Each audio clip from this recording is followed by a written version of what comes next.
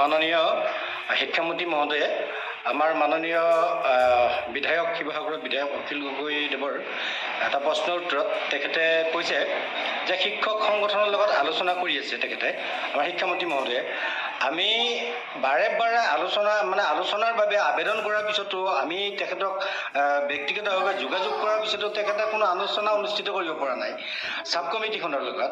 এতিয়া তেখেতে যে কৈছে যে আমাৰ শিক্ষক সংগঠনৰ লগত আলোচনা কৰি আছো। অসমত শিক্ষক সংগঠন কোন শিক্ষক সংগঠন?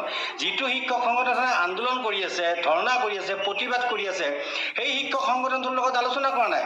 তেওঁ নিজে সৃষ্টি কৰা কিছুমান শিক্ষক সংগঠনৰ লগত তেওঁ আলোচনা কৰি আছে, যিবিলাক শিক্ষক সংগঠন আমি গমেই নাপাওঁ, আমি শিক্ষকবিলাকে গম নাপাওঁ। দুজন তিনিজন লোক লাগি তেওঁলোকে বনোৱা চৰকাৰীভাৱে বনোৱা শিক্ষক সংগঠনবিলাকৰ লগত তেওঁ এই আলোচনাৰ যিটো নমুনা বা যেনেদৰে তেওঁ কৰিব খুজিছে এইটো কথা আমি সদৌ অসম অপাধিকৃত শিক্ষক কৰ্মচাৰী সংস্থাই নামানো।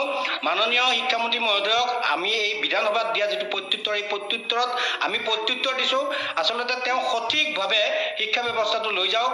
এই প্ৰাদেশিকৰণৰ যিটো প্ৰক্ৰিয়া নতুনকৈ মাননীয় মুখ্যমন্ত্ৰী মহোদয়ে কৰিব বিচাৰিছে, এইটো সঠিকভাৱে তেখেতে লৈ যাওক আৰু সঠিকভাৱে নিবৰ কাৰণে আমি তেখেতক আহ্বান জনাইছোঁ। চৰকাৰী নটিফিকেশ্যনখনত লিখা আছে যে শিক্ষক সংগঠনৰ লগত মত বিনিময় কৰি সাব কমিটিখনে সিদ্ধান্ত ল'ব বা প্ৰতিবেদন প্ৰস্তুত কৰিব, কিন্তু তেওঁলোকে আমি জনাত সাব কমিটিখনে বহা নাই এতিয়ালৈকে। ইমান অৱহেলা কৰা হৈছে আমাৰ এই অপাধিকৃত শিক্ষক বা শিক্ষানুষ্ঠানখনিক। গতিকে আমি আকৌ আহ্বান জনাইছোঁ যে মাননীয় শিক্ষামন্ত্ৰী মহোদয়ে অনতি বিলম্বে আমাৰ সদৌ অসম অপাধিকৃত শিক্ষক কৰ্মচাৰী সংস্থাক মাতি এই কেবিনেট সাব কমিটিৰ লগত আলোচনা কৰি আমাৰ সমস্যাখিনি। মাননীয় শিক্ষামন্ত্ৰী মহোদয়ে আমাৰ মাননীয় বিধায়ক শিৱসাগৰৰ বিধায়ক অখিল গগৈদেৱৰ এটা প্ৰশ্নৰ উত্তৰত তেখেতে কৈছে যে শিক্ষক সংগঠনৰ লগত আলোচনা কৰি আছে তেখেতে আমাৰ শিক্ষামন্ত্ৰী মহোদয়ে আমি বাৰে বাৰে আলোচনাৰ বাবে আবেদন কৰাৰ পিছতো আমি তেখেতক ব্যক্তিগতভাৱে যোগাযোগ কৰাৰ পিছতো তেখেতে কোনো আলোচনা অনুষ্ঠিত কৰিব পৰা নাই সাব কমিটিখনৰ লগত। এতিয়া তেখেতে যে কৈছে যে আমাৰ শিক্ষক সংগঠনৰ লগত আলোচনা কৰি আছো। অসমত শিক্ষক সংগঠন কোন শিক্ষক সংগঠন? যিটো শিক্ষক সংগঠনে আন্দোলন কৰি আছে, ধৰ্ণা কৰি আছে, প্ৰতিবাদ কৰি আছে, সেই শিক্ষক সংগঠনটোৰ লগত আলোচনা কৰা নাই। তেওঁ নিজে সৃষ্টি কৰা কিছুমান শিক্ষক সংগঠনৰ লগত তেওঁ আলোচনা কৰি আছে, যিবিলাক শিক্ষক সংগঠন আমি গমেই নাপাওঁ, আমি শিক্ষকবিলাকে গম নাপাওঁ। দুজন তিনিজন লোক লাগি তেওঁলোকে বনোৱা চৰকাৰীভাৱে বনোৱা শিক্ষক সংগঠনবিলাকৰ লগত তেওঁ এই আলোচনাৰ যিটো নমুনা বা যেনেদৰে তেওঁ কৰিব খুজিছে এইটো কথা আমি সদৌ অসম অপাধিকৃত শিক্ষক কৰ্মচাৰী সংস্থাই নামানো। মাননীয় শিক্ষামন্ত্ৰী মহোদয়ক আমি এই বিধানসভাত দিয়া যিটো প্ৰত্যুত্তৰ, এই প্ৰত্যুত্তৰত আমি প্ৰত্যুত্তৰ দিছোঁ।